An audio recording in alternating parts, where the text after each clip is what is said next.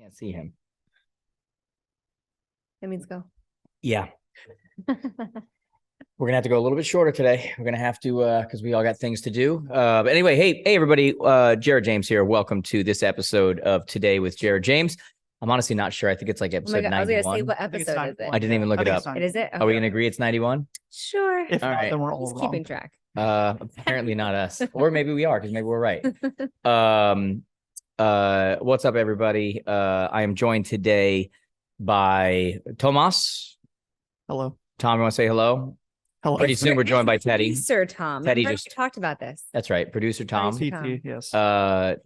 Producer Teddy, who just ran over. We'll see how that goes. Yeah. As always say, if you hear barking in the background, that is not a sound effect to make us sound more human or whatever. That is literally my dog over here. And then my other dog, she's my dog, but it doesn't sound as cool when I say that. That did not come up for It's like, that's my dog. To my right over here, joined again by Miss Linda Yacoub. Linda, you want to say hello to everybody? Hello. Hi. Nice and simple. What's going on? I mean, I felt like I was just here and I'm back. And You were. so This is like the third episode in. This is like becoming the Jared Linda show. I know. It's been every other week, 3,000 miles one way, 3,000 miles the other way. Building up some miles. You're building up some rewards. I know, but I mean, like even the past week though, the past week and a half has been crazy. Yeah. I feel like it's been months of You've had craziness in the past week and a half. You've had quite a week and a half. Oh yeah. And I can't wait to share that with you on episode 105. Oh, you're gonna wait that long? Yeah. I just a long time to I have to recover here. It'll be coming out. I mean, you have you're keeping quiet right now, but you did you posted a text message that I sent to you. Yeah. Which actually got a lot of good feedback. I don't know how they replied negative. I mean, it was a lot of good feedback, but there has been, have you ever, like both Tom and you, like, have you ever had like the rug like pulled from underneath you, especially when you're like such in a positive, like growth state of mind, everything around you is going well. And then it's like, wait a minute. Well, that's exactly when it happens. That can't happen. Right. Yeah, I know. Yeah. And it throws you off track. Yeah. And puts you in something that's so like not in your environment, not even like in your thought process. Yeah. Takes you off a roadmap. Yeah. That was, I always feel like when just looking at things, like even in the situation right now, or the situation as it was a week and a half ago, whenever it was that I sent you that text message. And then thank you for asking first. You're like, do you mind if I post this? I know. Because it wasn't specific or anything, but it was just kind of like an encouraging note that I sent you, because I tend to look at things from the perspective of overhead. Yeah. Like, okay, this is, very on the scale of everything, this is very minute. And my job at that moment was to encourage you and get you to understand how small this moment is right now, and to tell you how great you are, and that, nobody ever got to their place of greatness, got to their place they belong, by hanging out on a golf course every day. Yeah. It happens when you experience hell on earth. Like, that's when you grow. It's like I told audiences for the past 6 months when I was going around, just basically the idea of like, we all have these gifts, we all have these things, they're like our superpowers. And I really do look at it like that. Like, we're all little X-Men, little freaks that have these different powers. And, some people can shoot lasers out of their eyes, and some people can be invisible, and some people have superpower, and some people have, all these different things. But at the end of the day, as entrepreneurs, we have these superpowers. But the only time that, Superman is required to be Superman, it's when bad stuff's going down. You know what I mean? Like, Superman realized he was Superman when he was a young boy curled up in a corner, and he could hear all these problems happening.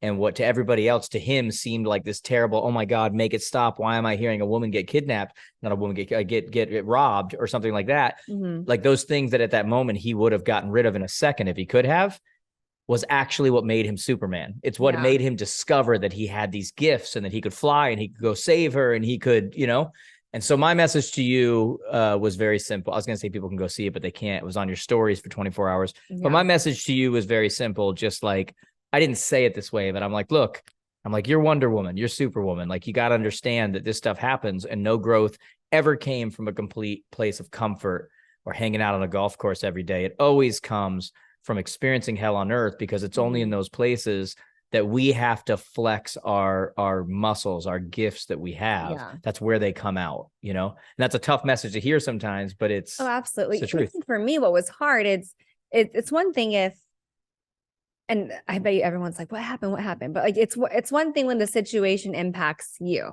Yeah. It's another thing when it impacts you and like a huge community. Yeah.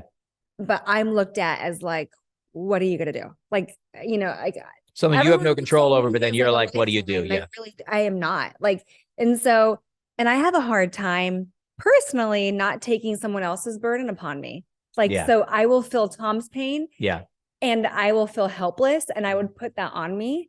And it puts me in a very big like depression like mindset, because now I'm carrying everyone's like weight. Yeah. So like I do hear what you're saying, Yeah. and I love that support. But then I'm like, well, how about this person? How about that person? Like, what am I doing here? And it gets like, I get so overwhelmed, stressed, depressed, exhausted. Well, but at the same time, hey, I'm a single mom. I need to move forward. Yeah. Like type of thing. We And can't so, live here. We can't live in this place. It has been a rough. I mean, today would be 2 weeks, but Well, no, not even 2 weeks. Who was it we were It'd be talking less than 2 to? weeks. Who are we? Oh, yeah. We were talking to some friends.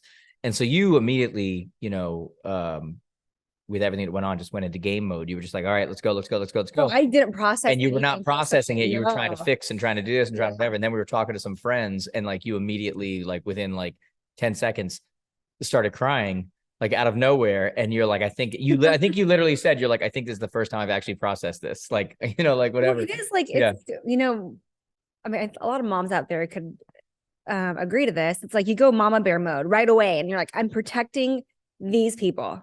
I'm going to do whatever I can in my power, bandwidth, whatever space to protect them. And then you kind of completely forget about yourself. You're selfless in that moment. Yeah. Until someone's like, wait, but how are you doing? And then you're like, like I'm exhausted. I'm tired. I don't know. You're like, well, why does it matter? I'm confused, you know, and you know, it's all this stuff. All right. But you know, anyways, how are you doing? I'm doing good. Your son graduated. My son graduated. Thank God. My son graduated. This is his younger son. 8th grade we're talking about. Yeah. Graduated 8th grade. It's so funny because he's so different. Like I have 2 completely different kids, right? I have one kid who's scared to death of not getting an A. And then I have another kid who is just about the community, his friends, his whatever. He just doesn't care. Like he looks at, it's so funny because he'll come to me and like, you know, they're having to do geometry and stuff. And he's like, Dad, and he knows me. It's like, Dad, when am I ever going to use this? Why does this matter? He's like, you know, it doesn't matter. And I know it doesn't matter. Like I'm aware, you know, and he knows that. And I am very much a, you know, look, your success in quote unquote school is very seldomly an indicator of your success as a person. Like the school system is not made for most very successful people. It's really not. So it's a balance of that reality with also the balance of, but there is something else here that's real, that's just as real, which is your ability to keep yourself motivated, give full effort in something that you may not love, you may not whatever, but this is your job right now. Like when you're this age, school is your job. This is what you, and so there's something about that ability to put focus into and to put full effort into something that you're not really into at that moment, right? Yeah. Because that principle will carry with you forever. And so that keeps being my message, because he's doesn't love school, loves friends, loves community, does not love school. And he's like, what does this have to do with anything I'm ever going to do? And I'm like, don't disagree. I always say that, Tom. I say that his son Noah and I are like so relatable. Like to a point. I graduated like not putting any effort into it. However, I did everything I needed to do to pass and get a good A. You did what you had to do to get through. Yeah. Yeah. But I wasn't going to put any effort, you know, either after school. I wasn't even going to study for a test, but I had the ability like to not have to and get a good grade. Yeah. But yeah, he's in 8th grade though. Like, I don't know. So yeah, that's going on. My other son just had his wisdom teeth taken out, and that was a comical. We should have gotten more video because it would have ended up on Funniest Home Videos if that's even a thing anymore. Oh yeah, doesn't Carlton? What's his name? Alfonso It's not unusual Yeah, to be loved. he's the host now. I Is he think. still the Oh, I host? don't know. Gotcha, So, gotcha, yeah. gotcha. Yeah, so that was interesting. That He was was way today. more out of it than I thought he was going to be. I was kind of shocked because we were joking about it up until then. And then when I saw him, like when he was first out of it, I was like, oh my God, I was a little worried. I Like, think he's Yeah. actually listening to music right now. I might be able to hear him. I So think we'll see what happens. I think we can all hear him because I we just hope he doesn't we fall. already fought with him about taking a shower. We're like, we don't think you're ready. We don't think you're ready. And I'm like, buddy, you can't be making noise. You can't. Got it, Dad. Got it. Goes out there, music blasting, like, whatever. So His world, we're all just living in it. If you hear it, that's what it is. Yeah, that's exactly right. So that's going on. The other thing that's going on right now, last time on the podcast, we talked about how I was taking a little bit of a break and everything, and we've had some stuff that's filled that time we'll talk about on a later date. But has really just been like my message for when I get back out on the road. I'm going to get back on the road actually later this month. Oh, where are you going? I've been getting a few, actually my first one's in New Jersey, then I'm going to I know that. Orlando, and then it kind of starts, but I've been getting a lot of messages even from people on social that I'm not posting enough social content right now. And to all of you, just so you know, like, I mean, I have on here on my phone, I have a ton of social ideas of things I'm going to do. I've just legitimately been taking a break from almost everything. Like, not as much stuff. I'll do my DigiSweat today. I'll do whatever. But I've been really thinking about content. I've been thinking about the advance and the content, but I've really been thinking about content because my whole thing right now is like pro versus amateur. And so I'm going deep dive right now. We're rewriting our scripts and our dialogues for our students, as far as like ways to ask questions, what to do. But I'm really this fall, I'm going to start going really deep into the skill set of a salesperson, like stupid things, right? Like, the things that make someone go with you are so minute. Like the difference between first and second place is so, many times you go and you work with someone, you're not even sure why. Like you don't even know the moment you started feeling comfortable and you decided to purchase from them. You don't even know when it happened, but something psychologically happened or something didn't happen and you didn't purchase from them. And there's a reason. Mm-hmm. And so I've always been really obsessed with that. And one of the things that I'm really working or leaning into right now is like the right words. Like when someone's talking to you, and a lot of times when they bring up a rebuttal or they bring up something, a lot of times what we'll do is we'll be like, yeah, but, and then we'll continue because we're like, that makes sense, but I'm going to educate you further. The problem with the but is that it's a disagreement. And that but means, I always joke around and I always say, never believe anything before the but.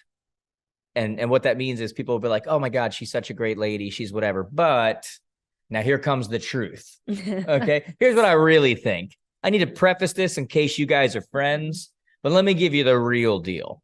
So we have been conditioned as people to hear the but, and I know there's a lot of ways this can be taken right now. Okay. But we're not going a Kardashian route here. I'm talking one T but, okay. We have been conditioned as people to hear the but and think disagreement. It's like, yeah, but one slight word, not even more letters, and doesn't disagree. It's like they say, yeah, and they list off all these objections, these rebuttals, these whatever you want to call them. And you go, yeah, and you add to it. And you don't even realize it, but you haven't closed off the conversation. You've extended the conversation. And they don't feel threatened. They don't feel like you just disagreed and now you're mano a mano. Now you're at it. Yeah. Because you didn't, the one little change, right? So I'm working on stuff like that. I'm working on something I've been teaching for years, but, understanding, human psychology, sales psychology, that when people talk to a salesperson, they naturally want to say no. They want to say no. It's funny enough, the easiest people in the world to close are salespeople because we know how difficult it is. We know we don't want you to feel bad. We also know, a good salesperson knows what words to use, what not to use to get the answer they want. Right. Yeah. Right. And so it's all about, what do I always say? I tell my sales team, it's definitely about sitting in the passenger seat and directing the conversation and not driving it like that. That's what a good salesperson would do. Making them feel like they're, absolutely. Yeah. Yes. See, when I was a sales guy, I sat in the back seat. So he's not in sales anymore. Okay. Okay. So Mr. Producer Tom. so just carrying off of that same thing, right? From a skill perspective, like people want to hear, they want to say no, right? So we have to learn to start to ask questions that allow them, that lead to the answer no, but really means yes. So I've given the example for years, and I've talked about how, you know, when you're closing somebody on the phone or a lead or a potential prospect, you know, hey, would you be offended if I came by around blank, or would you be offended? And the natural answer to that question, because you're going, would I be offended? Well, I'm not offended. I can't say yes. The only other answer is no. So it's like, no, I wouldn't be offended. Well, their no to you means a what? Means a yes, you know? And so there's ways to ask questions in a way that allow them to say what it is they're comfortable and want to say, and still get what it is that you want, which is a yes, which drives to the other point that I'm really trying to drive home with people right now, is that every single thing you do with a prospect, with a potential client, with, you know, whatever, is all a demonstration of what they're going to get when they work with you. So when I'm dealing with someone and they're closing me as an online leader, they're closing me as somebody who I reached out to, or they're, you know, whatever, and the way they're talking to me and the questions they're asking, and I realize really quickly, I'm dealing with a pro. This is not an amateur. This isn't like, I'm dealing with a pro. Well, immediately what my mind starts to do is it starts to go, oh, this is the person that's going to deal with potential leads on my house. Oh, this is the person who's going to be calling on properties that I want to buy that are off market right now. This is the person who's going to be negotiating on my behalf. And so a client is always thinking that way. A potential client's always thinking that way. And we as salespeople, a lot of times, don't realize how much they're thinking like that, consciously or subconsciously. And so when we just give up, you know, we used to teach people, and I still do, but like, you know, the goal of any lead conversion is that we follow up until we get one of two fingers. Okay. You follow up till you get one of two fingers, until that person says, thumbs up, let's work together. Or the pinky. Or another finger I'm not going to show everybody that means let's not work together. When you say no for them, when you as a salesperson, like we have a rule in lead conversion, stop saying no for other people. Make them say no, right? When you say no for other people, what you are doing is demonstrating to them just what they're going to get if they decide to hire you and pay thousands and thousands of dollars. Do you ever think, actually, now that you say that, there is ever an appropriate time to say no? I'm not, you know what? We're not going to do business together. Like, you're probably not the best client, and I'm not the best person. You mean from the salesperson or from the client perspective? Salesperson. Of course. Yeah. So there are times where the salesperson should say no, like whether, I mean, I'm sure you have. When I say don't say no for other people, I mean, don't go into a place of silence. They're not responding, or, you know, whatever. And you just, and you back off and just move on and never follow up again. That's saying no. Oh, that means you're saying no for them. Meaning they never said no. They never said, let's not work together. They never, you just gave up and moved on, which is a no. Okay. Giving up is one thing. Yeah. Correct. Giving up is a no. But like, obviously there's times where you verbally, I'm sure in your business have said, I mean, prior to this, like when you're selling real estate, that you probably said, hey, not the best fit, not the best client. We had a thread this morning with my team where I let them know, nah, this person is nothing but a walking problem. You know how I tell you all the time, there are people who are just combative and their comfort comes from drama. Their comfort comes from, you know, whatever, right? I have a great story, and I don't think I'm going to use the name because this person's very well known in the industry. Okay. And so, very well known in the industry. One of my really good friends. I think so I think you might have. So one night we are out at like a major realtor, like NAR thing, or I forget what it was, but basically there's after parties everywhere. Okay. And we're lucky enough we get invited to all the parties. So like we would jump around, right? We literally would make the rounds. Like my thing was was like a politician. Go in, shake, hey, you saw, we're here, we're out. Next one. One of them was at a nightclub. Okay. So we go into this nightclub, and if he's listening to this right now, he'll probably remember it, although he was doing okay. And so we go in, and my friend is not a small guy. And I don't mean like he's like a fat guy. I mean like he's like a tall guy, very well built, whatever. And it's always the little dudes. This little dude is up in his grill and trying to start a fight. And this happened out of nowhere because I'm sitting here talking with my friends, and apparently this is happening right behind me. And all of a sudden, all of my friends start saying to me, you know, Jared, I don't, like you said before, how like everybody expects you to be like the strong, whatever. For some reason, I guess I'm the one that, you know, needs to, you know, whatever, right? I'm the fight breaker up, or I'm the whatever. Yeah. So they're all like, even though they can see it, they could break it up. Yeah. You know. Oh my gosh, it's kind of like that soccer. Yeah. We should talk about. Oh my God. Okay. Later. So all of a sudden, they're like, Jared, so-and-so. Like they can see what's happening. I turn around and I see this dude up in my friend's grill. And I have never seen my friend like this in my life. He has got aggressive anger. He is ready to go. I This have is- not heard this story. And this is not a guy that we need to have getting into a fight with some rando in a club, you know, like it's going to be like on the news, like whatever. Like, no, I turn around and I literally, you know how you get like that superhuman strength? It's like they say a mom could lift a car. Mhm. I take one arm with the guy who's up in my friend's grill and I throw him up against the wall over here. Like I just push him over, like, you know, whatever. And then my friends kind of stepped in and like blocked him off. And then I had to get up in my friends because he's like very tall. And like, I don't even like, If that doesn't give it away. no, it's not. It's probably not who you think it is. It's actually probably not who you think it Friends is. are tall. Exactly. Like they're all okay. And I get up in his face and he's under psychosis right now. I mean, it's just, he's not there. He's in go mode. And I've never seen him like this. And I start clapping my hands in his face like this, like, come to me. Like pay attention. Look at me. Look at me. And I look him in I get him in the eyes and I go, look, that guy right there is getting a fight with someone tonight. Mhm. It's not going to be you. Like you follow right now, that guy's doing it with someone, not you. And the point is, there are some people who just, this is their comfort. Yeah. This is what they do. This is, you know, whatever. And we didn't allow that to happen that night. Yeah. Okay. So craziness. But to your point, I saw your thing. He's fine. Yeah, he's fine. He's fine. We'll give it a little bit. He's fine. So yeah. I was like, sure, he's fine. Yeah. So anyway, yeah. Some people are just whatever, but what you were talking about was there was a major brawl. So I bring you to one of my son's soccer games, and it's this couple weeks ago. Yeah, last year. It's like one of the top teams in the nation, one of the top teams, like my son's team in the state, whatever, and they battle every time. Like they've tied several times in a row.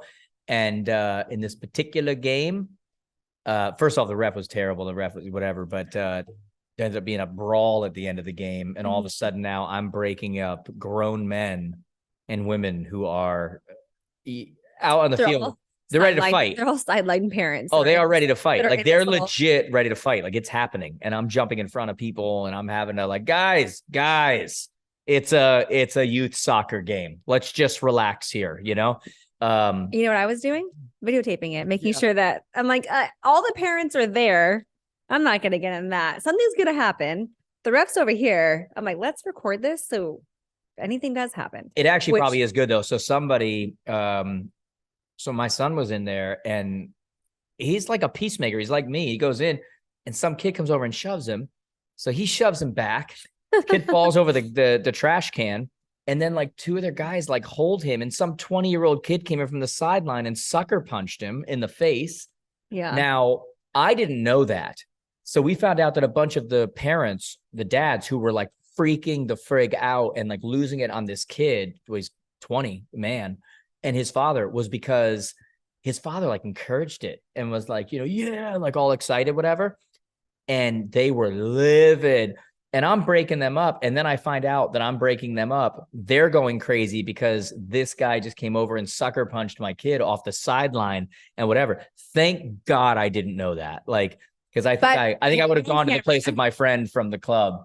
Like I might have gone to that place, you know? So thank God I didn't know that. I got to be the peacekeeper. And then I found out afterwards. But by the time we got home, he was laughing. Oh yeah. Remember that? He was laughing in the house, like all about it and whatever. He had a little welt here and yeah, it became a joke, but yeah. So that's I don't know how did we even get on that?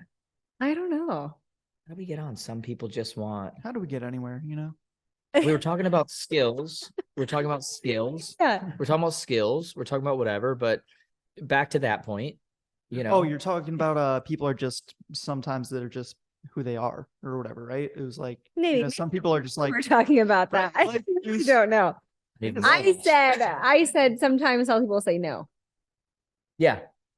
I'm still lost. But we don't being a know. good fit, right? Anyways, I'm still lost, but either way, you guys get the completely point. lost. My point is right now that what I'm working on right now is just working on all the sales skill stuff. But the thing is that you have to, so like in my world, it's not enough. Like you got to have great content, you got to whatever, right? But you have to deliver it in a way that's entertaining and fun.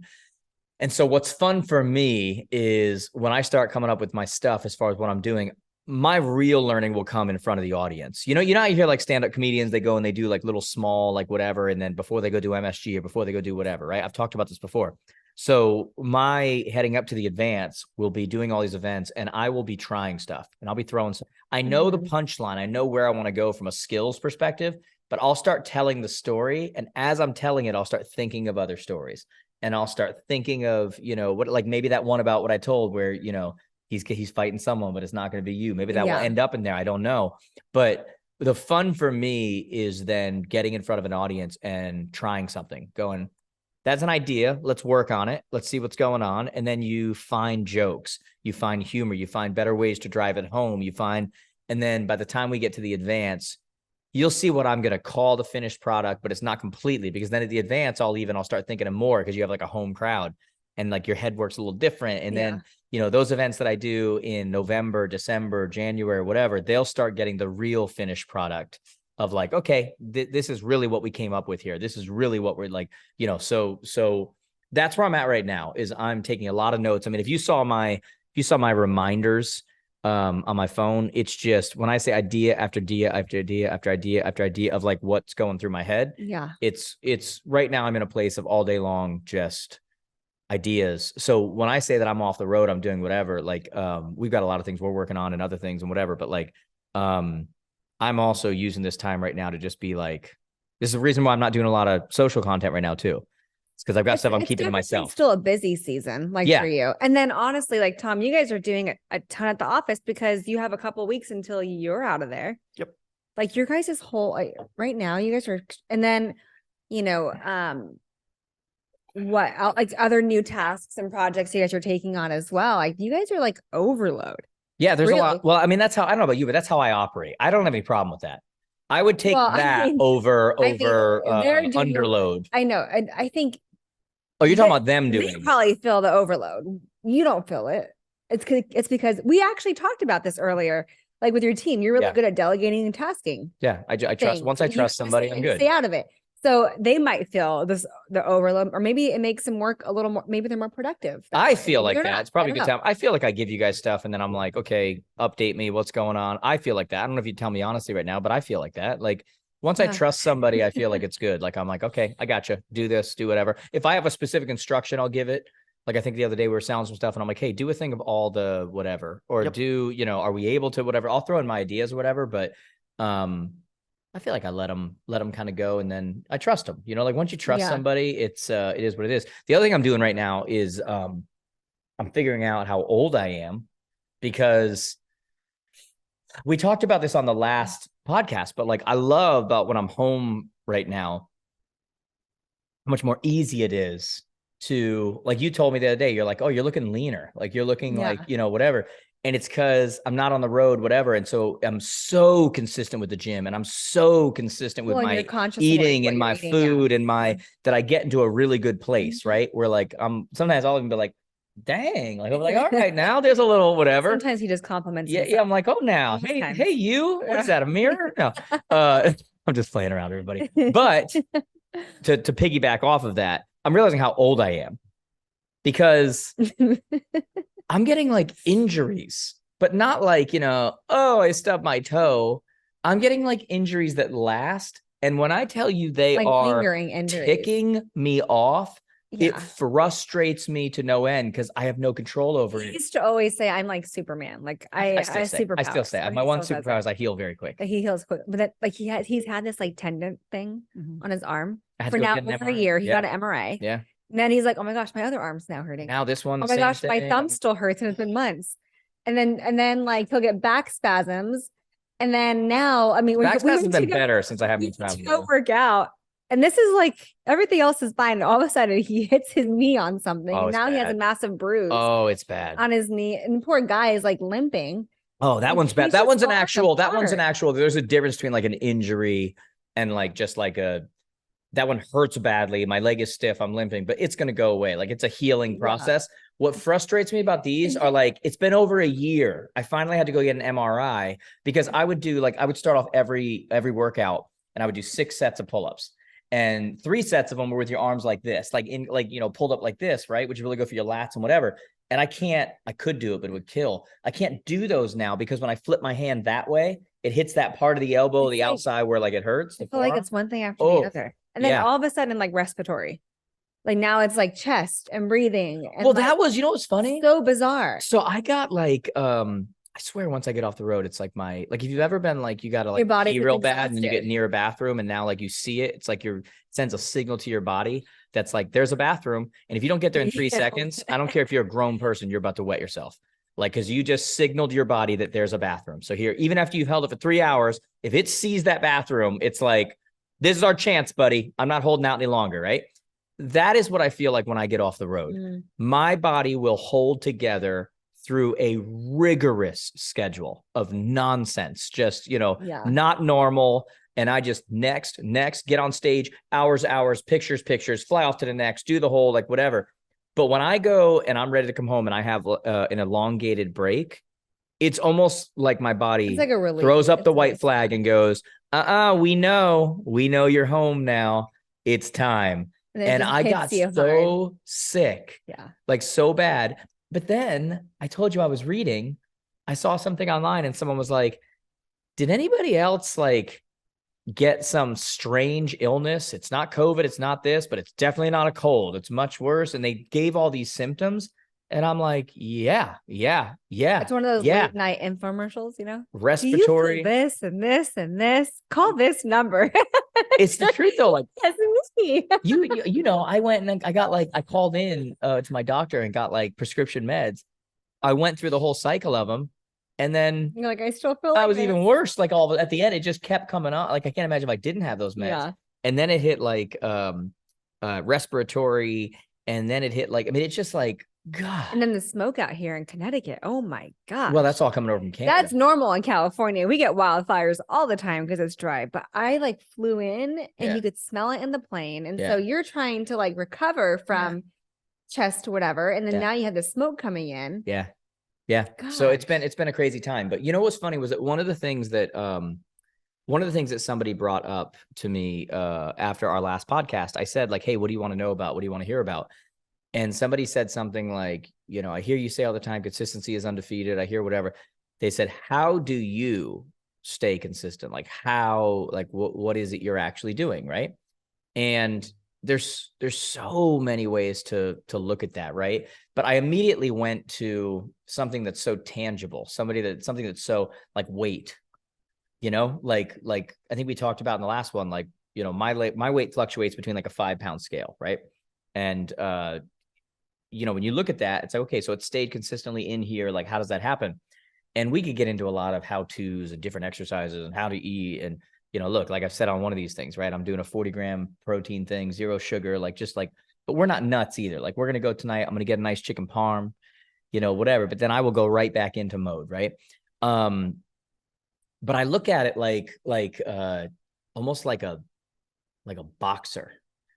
Like, that's how I look at it. I feel like all these things are so mental. Like we always look at all these external, physical, whatever, and those things matter, but it's the mental that allows us to either stick with, you know, what we're doing on a physical level or not. It's the mental, like the game is in between the ears. And I really do. I started thinking about this. Like I picture so much of my life. I picture so much of my consistency, like a boxer, right? Yeah. From the perspective of, you know, when you look at a boxer, take Rocky for a second, right? When you look at Rocky, and Rocky got best when he got hit and he was up against the ropes. Like that's when he was at his best. And there's a moment in every boxer's life where they either live in a place where they get hit, they get hurt, they get whatever, and they cave and they give up, right? And it's like, okay, we were good for a little bit. We were good for a little bit, but now it's over, right? Like that time has passed. Or they get hit, they get whatever, and now they become Rocky. They become like the thing that they needed to be. They become like that level of Rocky they need to be, right? And so, or they become that crazy whatever. They can take so many hits, and now they get stronger, and now they start hitting harder, and now they start, you know, whatever it is, right? Like those are the ways you can go. When I look at things like someone's weight, someone's consistency, or something like that, everyone who's listening right now has been on a diet, probably. And they've had times where they are very consistent. And then they have a time when they fall off a little bit and they just kind of like, oh, I screwed up, right? To me, that's the example of the boxer being in the boxing ring, right? Mhm. To me, that's the example where it's like, okay, you screwed up, you got hit. So Yeah. what do you now do with that? Do you fold? And do you at that moment just kind of, oh, I'm done. I screwed up. I got off track. I ate something I shouldn't have. I drank something I shouldn't have. I guess it's all over. Screw everything. Or do you take it from the perspective of like, I just got hit. I just got, whatever. And now I'm going to start swinging back. I'm getting back in this match. And that's the difference. Most people, when they fall off track, they use it as an excuse to then to get consistent in a different way. Off track, off track, off track, off track, off track, instead of on track, on track, on track, on track, off track, off track. What do we do now? On track, on track, on track, right back on. Yeah. I do feel like though, using the boxer analogy, you have so many eyes on you, right? So like that is a motivator. Of course it is. Right. It's Versus someone like me that's not telling the world about my fitness plan, right? Or not putting it out there and not you've been doing digital and not yeah, but like not having that accountability. That's why accountability matters. Yeah. Yeah. I mean, it does matter. Yeah. But I could see why people fall off because they themselves are their own motivator, accountability, like all of it. And so like having someone close to you that could keep you accountable. Yeah. That their words carry weight. Yeah. Yeah. Matters. But I mean, and maybe that's why. I mean, I think what keeps you accountable probably is everyone that follows you also and asks you if did you sweat. Do you know one of the way, a lot of times I start off events and I'll say, hey guys, you taking notes? And you'll get people, yeah, no, whatever. And I'll say, guys, you remember 10% of what you hear. You remember 30% of what you hear and write down. And you remember 70% of what you hear, write down, and teach to someone else. Mm-hmm. So why is there a higher level of learning and everything when you actually teach someone else? Because now you're accountable to those people. So when you can share what it is that you're doing with someone else from a perspective of authority or from a perspective, you feel the weight of wanting to be that thing or wanting, because you don't, because like you said before, you said, I don't care about myself, whatever. I immediately start thinking about other people and I start thinking about not letting them down. I start thinking about what are they going to do? Because there's this burden that comes with responsibility that can be a bad thing, but can also be a good thing. Yeah. From the perspective of accountability, because we can also look at this and say, okay, I'm gonna look at this position I'm in right now, and I'm gonna teach someone how to do what it is that I'm struggling with. Mm-hmm. And something about when I start teaching them that, and I start showing, not only do I understand it better now, but now when things get tough and things get whatever, I identify differently. Yeah. I don't look at myself as someone who's trying to do this. I look at myself as someone who's actually teaching this. Yeah, but at the same time, you don't need to be. I mean, at the same time, you could still be a student. This might sound weird. The best students are always the best teachers are the best students. Of course. No, meaning like you might not even know. Like I might actually go on social media and say, hey, I'm going to start doing, this 30-day like fitness plan. Yeah. I have no idea what I'm doing. Be in this journey with me. Yeah. Be on the journey with me. Yeah. You're not necessarily being a teacher. You're still a student at this time, but you're allowing yourself to be vulnerable and have opportunities of teaching. Look at what I said when I first started this whole thing. I actually said to you, I said that when you start teaching, it's this amazing thing that happens, that when you start teaching it, you in many ways are teaching yourself. You learn so much because you're looking at it from a different perspective. You're actually focused on it at this moment, and you feel the accountability and the responsibility to teach something, that your mind is open to really learning about this. Really, there's something that happens when you're teaching. It's almost like unintentional teaching. 100%, unless you understand what it is. And then you're like, well, here, I'm going to go do it. But yeah, because there's so many times, and we do this, daily. Like I jumped into a role as a CEO, never being a CEO before. Yeah. And I'm honest about it. And I'm open to like understanding and being a student. Yeah. At the same time, I'm also looked at as a leader. Yeah. Yeah. Which is, yeah. But that everybody has, like everybody who steps into anything. I think the best leaders are the ones who constantly question, like, am I okay for this? Am I good enough for this? Am I whatever? Because there's something in that vulnerability. There's something in that understanding that I'm not perfect. I'm not whatever. Yeah. That leads that person to want to learn more and is open to feedback and is open to, whereas the ones who step in and go, I am everything, I am whatever, but you can't teach them anything. Well, you're right. You can't teach them anything. Not that Yeah. you shouldn't be able to, but no, you can't, because they're not open to it. Right. There's an old saying, and I think it's so true. When it comes to advice, and it comes when we got to close up because I know you got to go. But when it comes to advice and it comes to, valuable, whatever, my voice only carries the weight that you give it. And so what I mean by that is, you will have people in your life who will give you advice you didn't ask for. Yeah. Right. And you didn't ask for it. You don't like the spirit for which it comes. You don't, whatever. And so you just don't really receive it. You're like, yeah, okay, thank you. Thank you. Yeah, why don't you get yourself together? What you're really thinking, right? You can have somebody else who you completely open up to and you trust them and you whatever, and they give you the exact same advice, life-changing, because you are now open to it. Yeah. You're like, I trust the source of that information that's coming to me. And so just like I can get off of a plane and I can get into a dirty taxi cab, or I can get into a beautiful black car Uber, and they both get me from one place to the other. They both do the exact same job. They're both transportations and cars. We have a completely different experience in those two different, transportation model. And in the same way, when people give us advice, people, whatever, one's a broken down, dirty taxi that smells like smoke, and one is a black car Uber, whatever, based on the authority we give other people. But you have to be open to that kind of learning in order for that authority to actually, right? But you also be careful who that's coming from. Now, you got to run. I know, I don't have much time. So this is kind of a quick podcast that we're doing here. It sounds like we're actually touching on something that we could be doing on another episode. So we will absolutely do that. Do you have any, sorry guys, it's kind of a quick one today, but it was better to get a quick one in than to just not even do any podcast at all. We had kind of a long meeting beforehand that everybody will hear about at some point. You have any closing thoughts for everybody? Anything you want to leave them with? No, I'm super excited to jump on our next one, which will probably be in a couple weeks. Yep. And you're coming back. Yeah. And share some things that you and I have been talking about. Yep.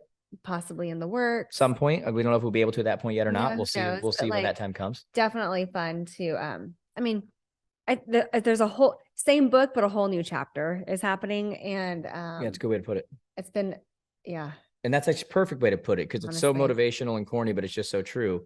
We're writing our book right now. You know what I mean?